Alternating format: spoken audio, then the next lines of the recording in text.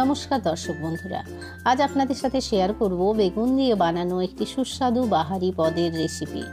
এই পদটি বানানোর জন্য আমি এখানে প্রায় 400 গ্রাম পরিমাণ বেগুন নিয়ে বড় বড় ফালি করে কেটে নিয়েছি। এরপর কেটে নেওয়া ওই বেগুনগুলোর ওপর স্বাদমতো লবণ ছড়িয়ে দেব।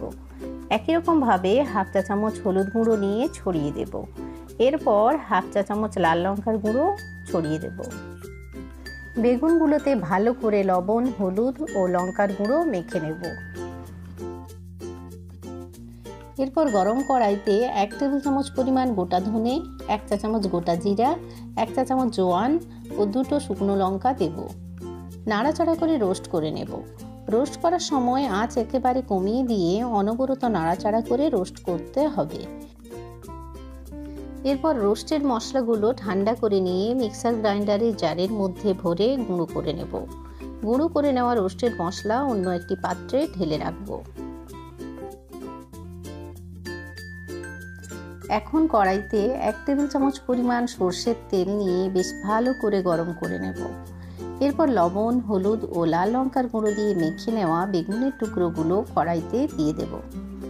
এখানে বেগুনগুলো কাটার সময় বোঁটাগুলো আমি বাদ দিইনি, বেগুনগুলো বোঁটা সহই রান্না করব। এখন বেশি আঁচে রেখে বেগুনগুলো ভেজে নেব, কিন্তু এখানে বেগুনগুলো আমি সম্পূর্ণরূপে ভাজবো না, প্রায় 50% ভেজে নেব।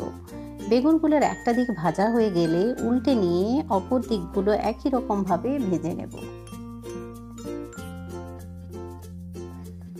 বেগুনগুলো অর্ধেক ভাজা হয়ে গেছে। এখন ওই বেগুনগুলো আমি কড়াই থেকে তুলে নেব। এরপর কড়াইতে 1 টেবিল চামচ পরিমাণ সরষের তেল দিয়ে বেশ ভালো করে গরম করে নেব।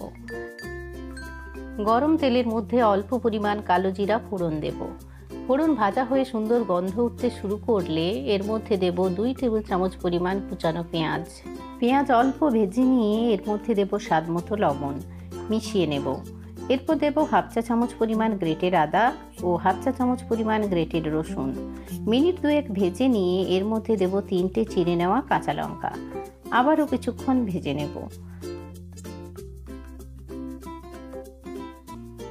আঁচটা মাঝারি রাখবো। মশলাতে লালচে রং ধরলে এর মধ্যে দেব হাফ কাপ পরিমাণ টমেটো পিউরি। টমেটোর কাঁচা ভাব চলে যাওয়া পর্যন্ত কষিয়ে নেব। এরপর এর সঙ্গে দেব হাফ চা চামচ হলুদ গুঁড়ো ও রোস্টেড গুঁড়ো মশলা, যেটা আমি আগে থেকে তৈরি করে রেখেছিলাম। অল্প কষিয়ে নিয়ে হাফ চা চামচ লাল লঙ্কার গুঁড়ো দেব। মশলা বেশ ভালো করে কষানো হয়ে গেছে।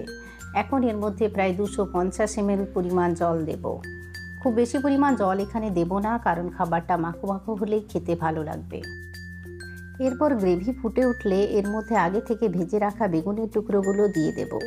গ্রেভির মধ্যে বেগুনগুলো ভালো করে ডুবিয়ে নিয়ে মিনিট 2 চাপা দিয়ে ফুটিয়ে নেব। এই পদটি ভাত, রুটি, লুচি বা পরোটার সঙ্গে পরিবেশন করলে ভালো লাগবে। এরপর ঢাকা খুলে অল্প পরিমাণ গরম মশলার গুঁড়ো ছড়িয়ে দিয়ে ভালো করে মিশিয়ে কড়াই থেকে নামিয়ে নিলে অসাধারণ স্বাদের বেগুনের এই পদটি পরিবেশনের জন্য একেবারে প্রস্তুত হয়ে গেল। আমি এখানে ঘি ব্যবহার করিনি, আপনারা চাইলে কড়াই থেকে নামানোর আগে ঘি দিতে পারেন। আমার আজকের এই রেসিপিটি আপনাদের ভালো লেগে থাকলে লাইক, শেয়ার এবং কমেন্ট করতে ভুলবেন না। নতুন নতুন রেসিপির জন্য আমার চ্যানেল সাবস্ক্রাইব করবেন। সবাই ভালো থাকবেন, সুস্থ থাকবেন। ধন্যবাদ।